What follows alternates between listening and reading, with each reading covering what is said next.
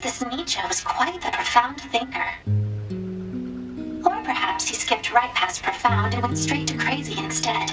Oh well, enough of that.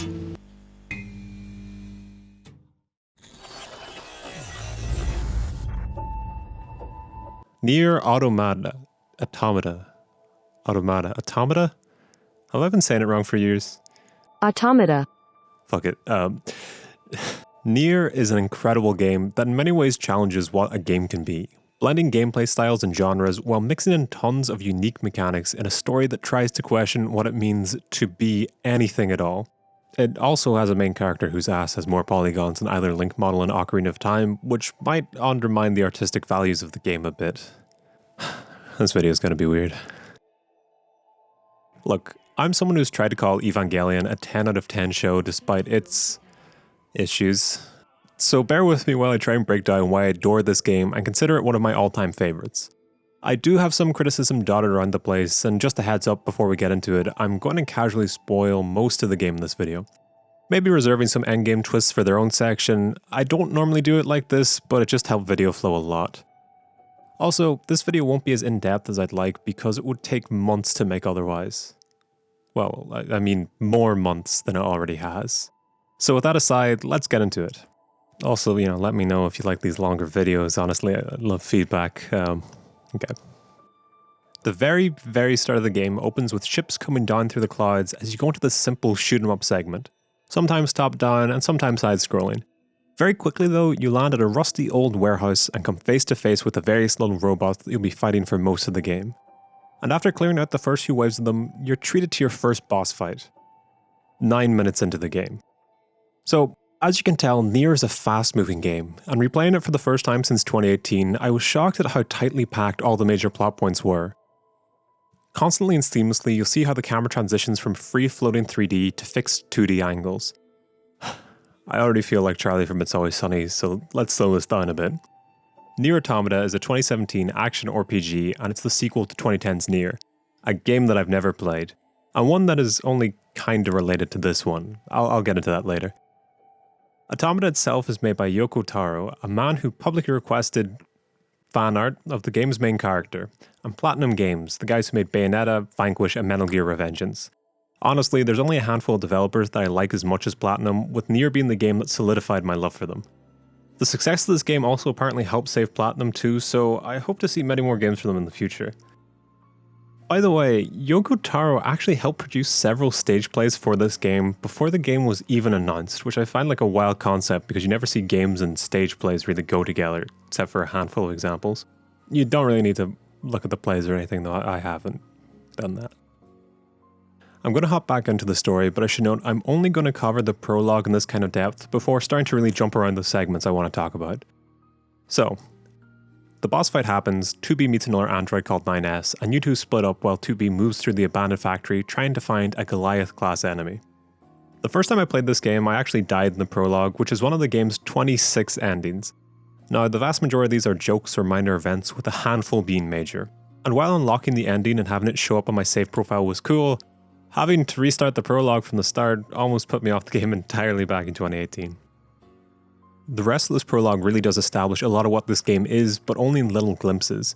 You see that 9S is lonely but friendly, and 2B is emotionless, planting the seeds of their wonderful dynamic.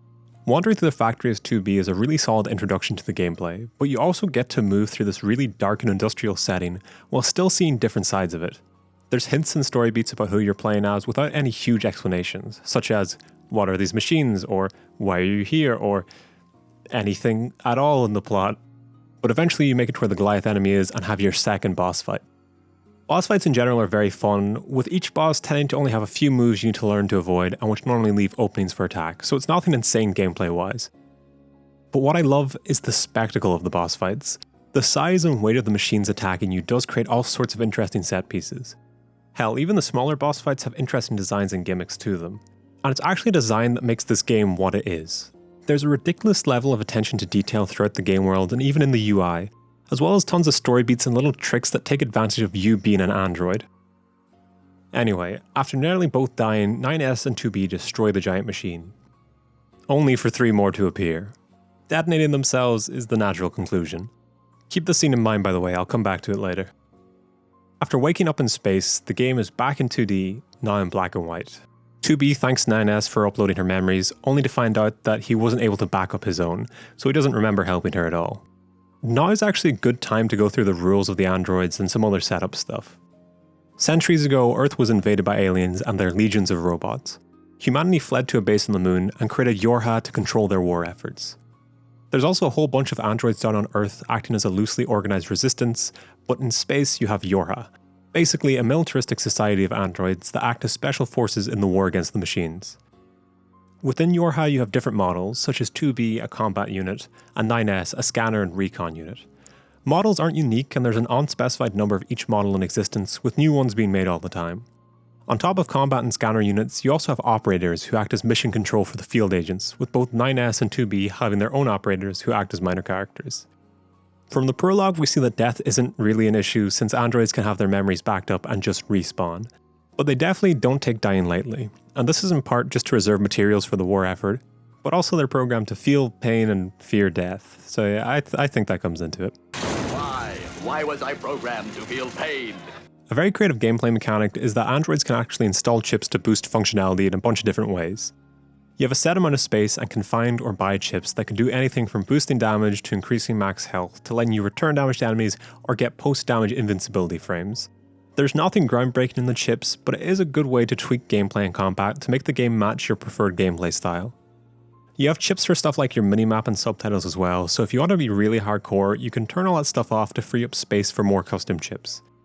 It's hard to put into words, but a lot of the magic in Nier is discovering and utilising the sheer amount of tiny mechanics that it has hidden away. If you die in combat in most situations, you'll simply respawn at the closest respawn point and... just like in Dark Souls, you can return to your corpse to retrieve the chips you had equipped, or else risk losing them forever. I'm sorry, I didn't want to have to do that, but the YouTube Video Game Reviewer Union were going to shut down the channel if I didn't make a redundant Dark Souls comparison by video 20. People don't even make the Dark Souls reviewer memes anymore, I don't know why I'm doing this. Where was I? Oh yeah, you're in space. The commander tells you and 9S to go down to Earth and rendezvous with the resistance forces.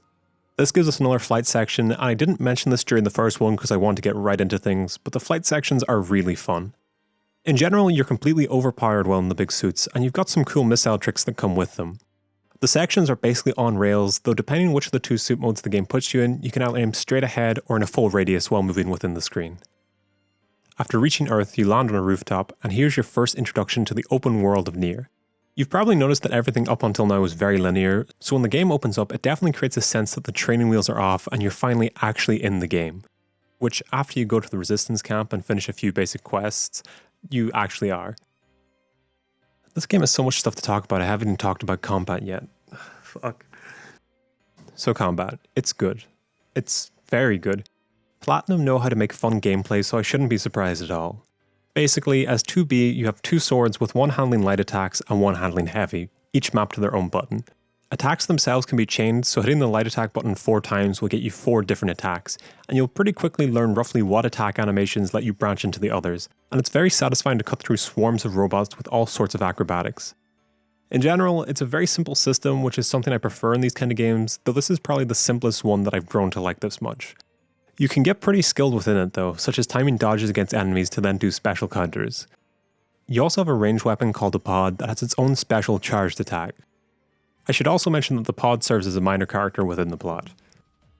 You'll see plenty of combat in the background throughout this review, and I'll bring it up again later, but I do really like it. Okay, one last thing before I go back to the story so I can start breaking it down more. I think that Nier is a masterclass in game design in a ton of ways, especially when it comes to being selective with a smaller budget.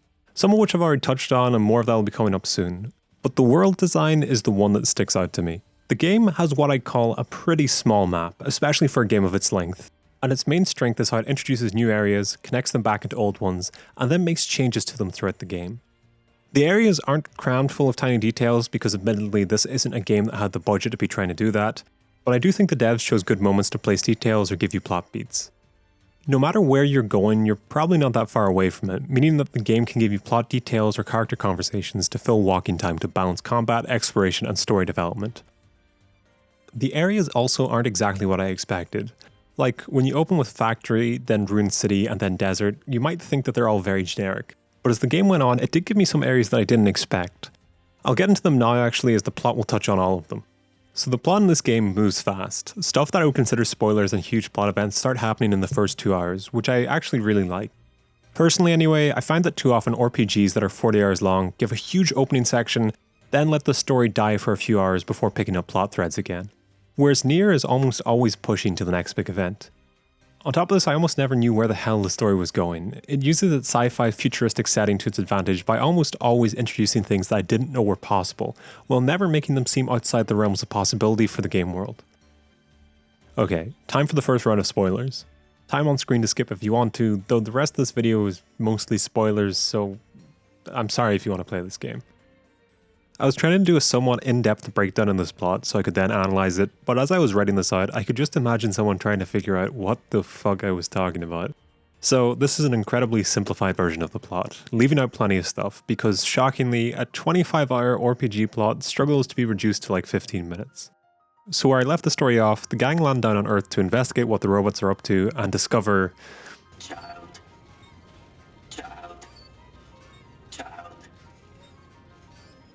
I don't know how to describe this, which leads to this. With actually this being the first example of using lines from the bots in the soundtrack, and this song, This Cannot Continue, is great. Anyway, after a bit of a mental break, the robots give birth to a humanoid machine, which freaks 9S and 2B out. They try and kill him, but only split him in two. The natural next step is to go to an ominous theme park, which does have some of the prettiest visuals as well as the next boss fight, featuring this. Those look like corpses. The presentation on this boss fight is glorious though, and the start of the boss fight leading into the boss music is good shit yet again.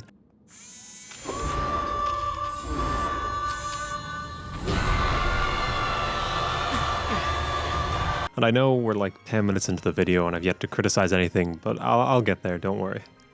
Following that boss fight, we meet Pascal, a pacifist who runs a village of machines who are cut off from the network and have established individual identities as well as a trade route with the Resistance. I should note that throughout all this I was doing lots of side quests and in general getting a feel for the combat. But focusing just on the main story, after helping Pascal a bit, you get a warning that 2 Goliath-class machines are attacking near the Resistance camp. The game does like playing with grayscale and visual filters a lot, which I really like, though sometimes the camera angles and flying segments look a bit weird. After taking the boss out, they blow up and leave a huge crater in the middle of the map that permanently stays there, along with the bodies of the Goliaths, which actually make getting around the city much easier. Yorha pick up a new signal related to the aliens that haven't been heard from in centuries, coming from underneath the new crater in the city ruins. This is still only like 4 hours into the game, by the way. Anyway, exploring the region, you finally come face to face with the aliens. And they're all dead, and have been for centuries. The machines rose up and killed them. This game really does read like a M. Night Shyamalan twist marathon. I love soap operas though, so maybe that's why I like this game. The 2 machine-human guys from earlier, now calling themselves Adam and Eve, show up and basically say that they want to dissect humans for fun and learn about them. Though they just leave after that. You know, it's all fine. They just leave. Around here, Yorha want to learn more about these weird machine sub-societies, and you have to fight your way through a kingdom of machines in a forest. It's here you meet A2, a rogue member of Yorha, who disappears after a short boss fight. She also killed the Forest King while she was at it, and, well, the Forest King was a baby, so that's a bit awkward. But don't worry, she won't reappear for around 10 more hours. I swear the plot of this game is amazing, but looking at it on paper, I just don't fucking know what I'm trying to say. I mean, essentially Evangelion happens next.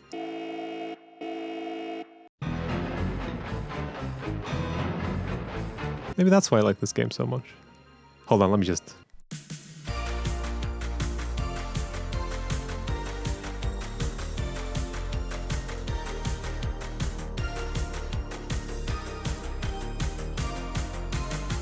The important thing is, while trying to take down that massive machine, all androids in the area got knocked offline, and 9S is missing.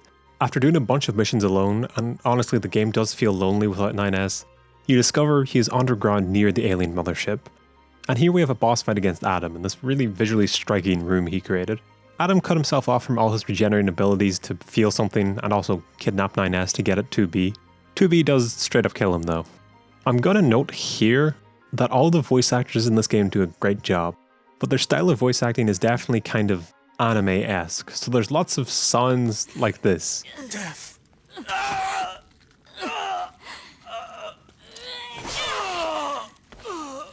I don't mind it, but I just felt the need to mention it somewhere in the game in case that would put you off or make you like the game more. Back on track, while 9S is recovering, 2B gets a request from Pascal, who says some other robots want to negotiate an alliance of sorts.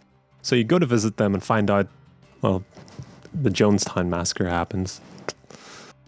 Yet another soundtrack moment I loved though. Excellent work. Anyway, thankfully, after you fight your way out, everything is fine. It's all fine. Eve has gone mad since you killed his brother, and this kind of shit's happening casually now. Congratulations though, kill Eve and you've finished. Ending A is unlocked, and 2B kills 9S because he got infected by a machine virus. But not really, he's still alive. Credits roll.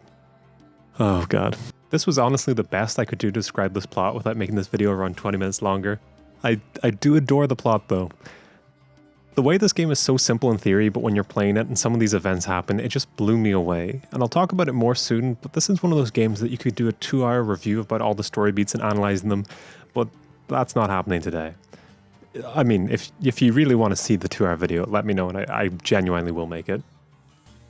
Now, where Nier takes the interesting game design to the next level is after you beat the game for the first time, you have what I'd call a new game plus. Looks like it's time. Taking all your items and level over to a whole new campaign, playing as 9S and experiencing the same events as before, but from his perspective. This is where I want to talk about the very end of the prologue mission. I feel that the first time this scene appears, we have 2B act very cold, but in her last moments she acts very caring and lovingly to 9S, which maybe could make sense with the trauma of the moment, but I felt didn't land from the information you were given. But the second time around, 9 hours later, the scene has far more impact, because I felt I've come to know 2B and 9S, and that sets the tone for a lot of this second run through. Also, just as a small note, in the first game when you're doing your setup, 9S mentions, "I'm recording this for posterity." And all those hours later, when you're playing as 9S, you get to watch that recording back, including me zoning out for a minute. So yeah, you experience the same events with little adjustments here and there. And while overall the tone of the first playthrough was, the enemy must be destroyed, without diverging from the events of the actual plot, we start getting extra context. And this is context that almost exclusively paints Yorha as the baddies, which, like, if you look at their militaristic society, that does add up. So one of the earliest examples is the boss fight at the fun fair. The first time around you kill the boss and see a flash of white light hinting that there was more to her story. The second time around throughout the boss fight we get more of these, clearly telling that story, before finally when you defeat her, you get a text adventure of sorts that explains her personal drive and what caused her to become this warped figure. Showing that machines are free thinking and have motivations, even if some of them have kind of, are doing this. Just going to bring that up again. These extra scenes do shift the entire tone of the playthrough, coupled with the addition of these things called story boxes, which add even more context in kind of a cryptic way, though they are very stylized. The conclusion though is that you now understand the pain these machines are going through, while dealing with the fact that you're still killing them ruthlessly. The campaign isn't beat for beat the same as the first route, because after 9S and 2B split up towards the end of the first campaign, we now get to see what he was up to. And it isn't anything crazy, except for the fact that humans aren't on the moon, they've been extinct since before the war against the aliens, and both the moon humans and Yorha were created in an attempt to keep android morale high. I mean, in terms of spoilers that I didn't remotely see coming, that ranks up there for sure. Throughout 9S's campaign, you may also notice little hologram girls in the background of some cutscenes, though these aren't mentioned by any of the characters. Playing as 9S also controls differently from 2B, which I like as a concept. You have a similar light sword attack and the same movement, except instead of a heavy attack you have a hacking move, which launches a minigame. The difficulty of the minigames scale with the strength of whatever you're hacking, and the minigames are fun, and probably stops the gameplay from growing stale, but I'm just a bigger fan of 2B's combat style. Hacking is definitely overpowered against strong non-boss enemies since it often one-hits them though, so if you get into it, it's worthwhile. It also lets you hijack bots if you sneak up on them, though I didn't do too much of that. So after you finish the second campaign, you might think to yourself that the second campaign didn't add too much for being almost as long as the first one. It did have some twists of its own and some extra context, but it's nothing crazy. Well, when you finish the second campaign, you get this. A trailer for 2 more routes in the game. Sweet Jesus, this game's good value for money. Before I continue on this plot, I want to talk about some other stuff though. I don't often go on big rants about more abstract artistic concepts because I don't think I'm really qualified to talk about them, beyond just saying I like them. But the Nier soundtrack has far too many cool pieces for me to ignore, and well, this video is already a weird one, so why stop there? This soundtrack is probably one of my favorites in a game. There's a lot of sparse, simplistic tracks that serve as gentle ambience.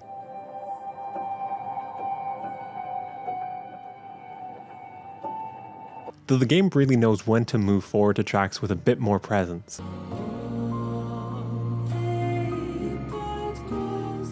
And when the game really wants you to feel something, it has things waiting in reserve.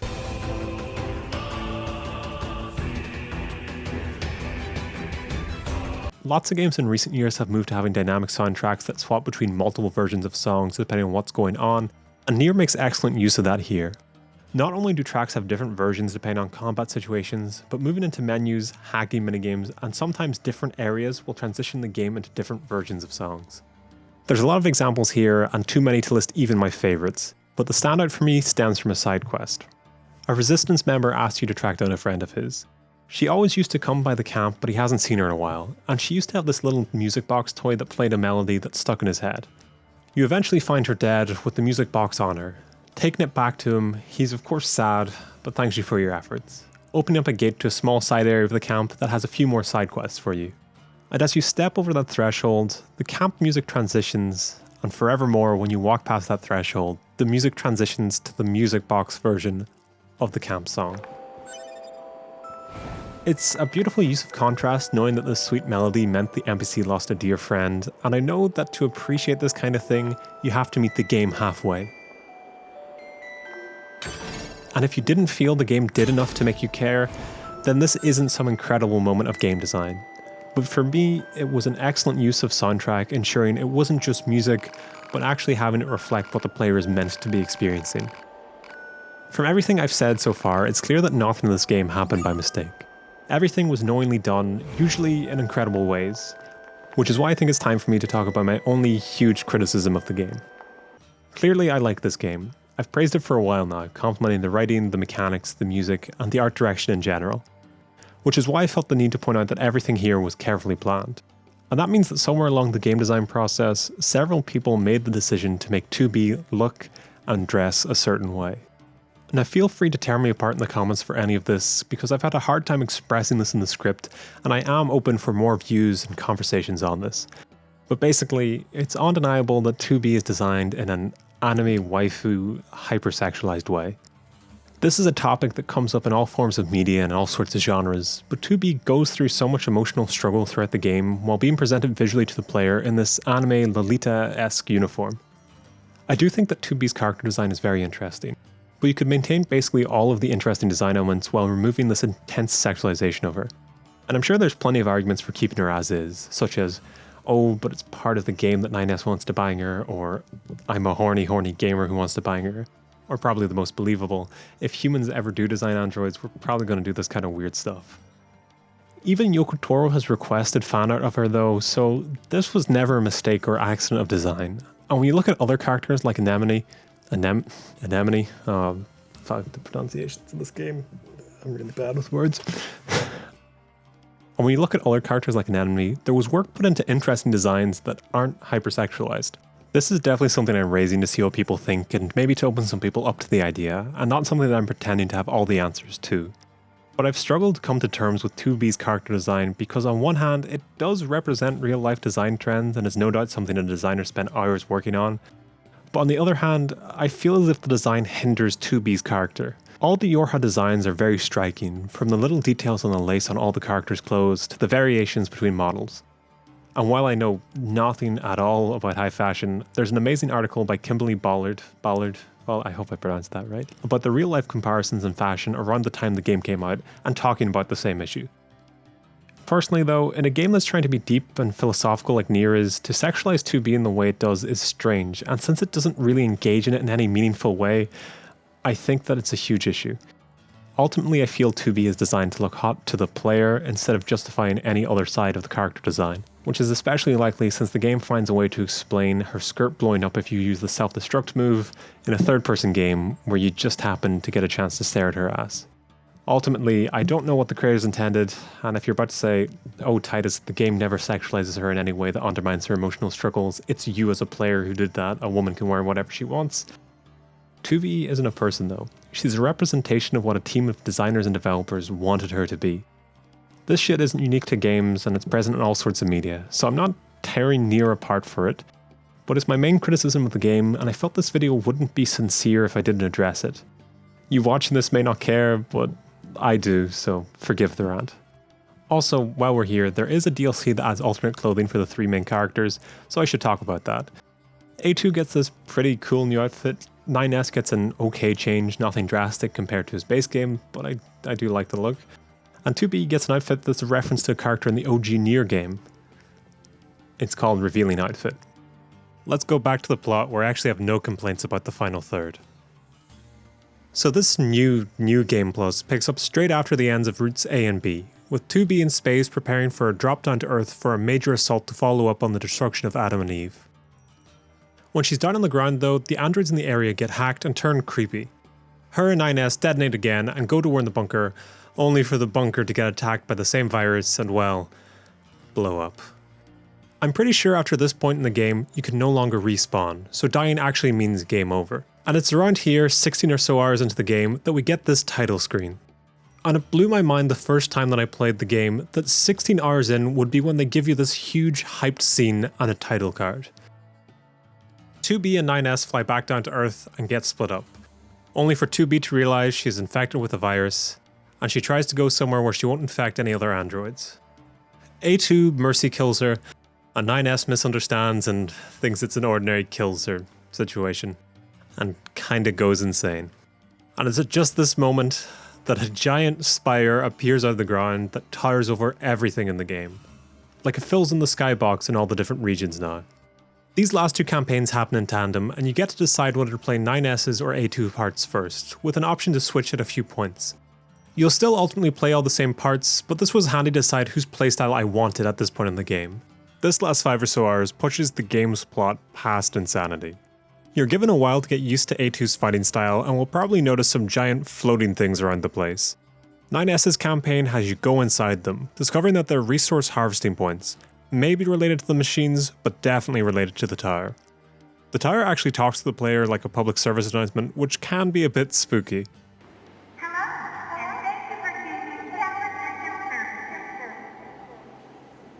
9S has pretty much gone insane at this point over the loss of 2B, while A2's motivation as a character is mostly survival, mixed in with wanting to kill machines and part of 2B's memories telling her to look out for 9S. After collecting keys to the resource collection units, 9S fights his way into the tower with help from 2 other android units, Devila and Popula, who are actually from Nier 1.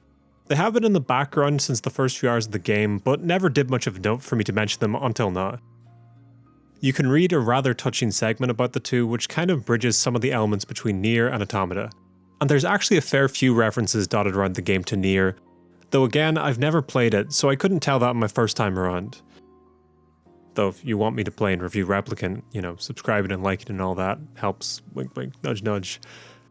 I never normally do this kind of stuff, but this video is strange, so here it is. Okay, I'll shut up and wrap up this plot. The final segments of this game have you fight as 9S and A2 through the tower, which is a non-coloured segment of all sorts of vague structures. You fight through a series of bosses and 9S and A2 both find out different twists, such as the red hologram girl seeming to have been controlling lots of things behind the scenes, and Yorha was designed to lose the war against the machines repeatedly. It's all really insane. A2 is mostly confused and shocked, while 9S on the other hand is doing this kind of stuff. Both 9S and A2 fight off against their own bosses with gameplay cutting between the 2, and I think this was a really neat way to climax the game. Before finally, their 2 bosses fuse and you have to switch between the 2 androids as you take down the final combined boss, before you get one final decision. Play as A2 or 9S as they face down against each other, and depending on who you pick, you'll get ending C or D. Finally, you unlock debug mode, some extra items, and scene select, meaning you can go back to any point of the game to grab side quests you miss or relive certain events. This is of course excellent for me looking to get extra footage, but it also lets you do things like finish side quests that you missed throughout the game. You can also go right back to the very last scene and play as whoever you didn't pick in the final fight, unlocking the ending you missed. And once you have both of these endings unlocked, you get the final main ending, E.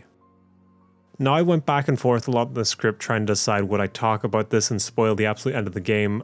Ultimately I decided that I'm not going to spoil ending E, and I'm not going to talk about everything that happens in routes C and D. I was a huge fan of how the game ended, but I just don't think that I can do it justice in a video this length. What I will say though is that a lot of why I love Nier was the little things that happened throughout the game, but ultimately the way that the game ends and the last few hours of the campaign do an excellent job of tying everything together and really just create an experience that I really look for when I play a game. To wrap this all up though, Nier is a great game, easily one of my favorites, and I heavily recommend it. Though I say that as someone who can accept looking past its flaws, so I'm going to do something that I haven't done before. So being honest, one of the reasons I made this video is because I saw that Pixel a Day had made a critical review of the game. Now firstly, Pixel has a far greater depth of knowledge to draw on, so their video is way deeper than this one's been. It's also more of an analysis than mine, so it's spoiler heavy from the get-go, so watch out for that if you actually plan on playing this game. Though, if you're at this point in the video, I've spoiled almost everything anyway in passing, so you'll be fine. And secondly, I held off on watching their video until I'd finished most of this script, because I try to avoid other reviews when I'm making my own video, but it does cover lots of ideas I didn't touch on remotely here. Finally, I've never told any of you to look at someone else's video, so don't embarrass me in the comments by being mean. Be polite if you watch the video, and just because someone thinks the game you love isn't as good as you do, doesn't mean they're wrong. I mentioned this earlier, but I could see how if the game didn't convince you to care about its story, a lot of the moments that I adored would fall flat. And I think that Pixel's video is a good example of what that feels like to a player, obviously mixed in with a lot of broader, interesting topics. Also, she did amazing work on editing and the structure of the video, so for that alone deserves praise. So check it out for a different perspective, and again, don't embarrass me over there. Right, that's it. I know I left out a ton of stuff that I should have mentioned, but hey, I'm just a small YouTuber and I doubt you expect much of me. If you're still watching the video at this point though, thanks for sticking around, you're great. I have 16 other videos, most of them struggle to stick to the same format, but you might like some of them. As always, new videos on the way, just never on a consistent time frame. Also, like, comment, subscribe, etc, etc. I'm running low on new games to review, so leave any games or mods you'd like to see. Big love, Slangafall.